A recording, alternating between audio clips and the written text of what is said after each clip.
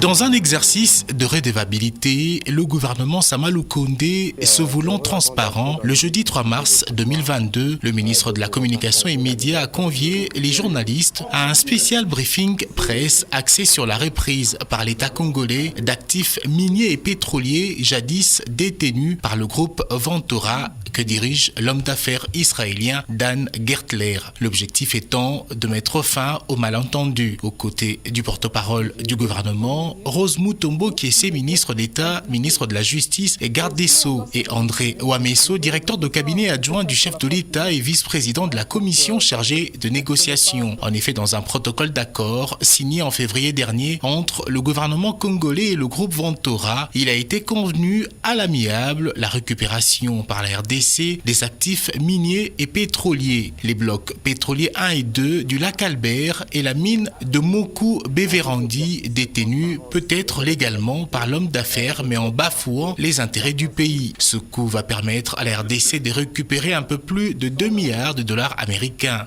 Il était important qu'on se retrouve autour d'une table pour qu'on puisse échanger, puisqu'en soi, la République perdait.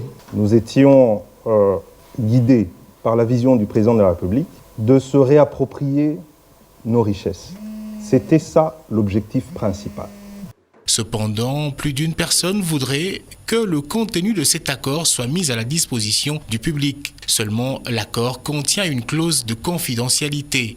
Les termes de cet accord mettent fin aux différends qui ont opposé pendant longtemps la République démocratique du Congo et ses groupes, bloquant ainsi, entre autres, l'exploitation de ses actifs, permettent à l'État congolais de reprendre pleinement possession de ses actifs miniers et pétroliers d'en disposer, en vue donc d'engager un nouveau processus de leur valorisation et exploitation dans l'intérêt du peuple congolais.